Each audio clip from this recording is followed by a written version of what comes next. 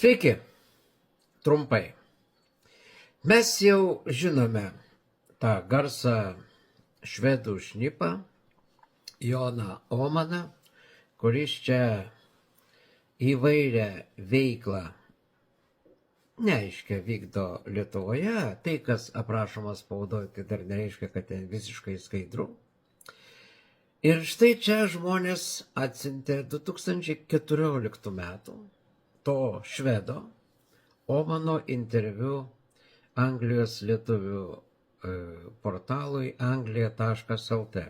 Tuo metu jisai gavo globalios Lietuvos apdovanojimą kaip Lietuvos draugas, Lietuvos draugo apdovanojimą. Dar tik, reiškia, prasitrynęs dar neoficialiai tai patyliukais Lietuvoje, nors tuo metu Anglijoje rašoma, Anglija.lt rašoma, kad, reiškia, 20 metų jis gyveno Lietuvoje.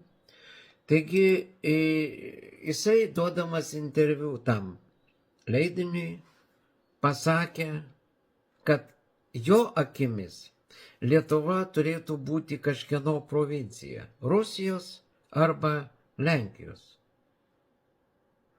Švedas, kuris dabar nenori tikriausiai prisiminti šitų žodžių, jis labai aiškiai įvardino, kad mes turėtumėm būti užgrobti arba rusų, arba lenkų. Jo tokia vizija, jo tokia nuomonė ir tiesiog pagalvokit, kaip visiškai va tie žodžiai dabar nesutampa su tuo, ką jis daro dabar. Bet antra vertus, mesgi matome, kad jo veikla Lietuvoje kaip švedų šnipo, bet kažkurį šitą iš jo vizijos momentuką atspindi labai puikiai. Juk jisai pasakė, kad labai norėtų, kad Lietuva būtų užpulta rusų. Būtų gerai, kad mūsų Rusija mūsų biškai papultų, nu kažkur ten truputį taip jau. Ir parodyti tiesiog kas ir kas. Ir čia visai neseniai pasakė, kad norėtų, kad Lietuva būtų užpulta rusų, o prisiminkime prieš 10 metų jisai vėlgi, kaip matėte, sako, kad Lietuva turėtų būti arba rusų, arba lenkų provincija.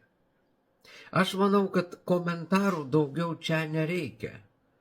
Juk neteko niekam girdėti, kad jisai būtų bent jau dabar viešai prisipažinęs, kad ten kalbėdamas suklydau. Tiek trumpai.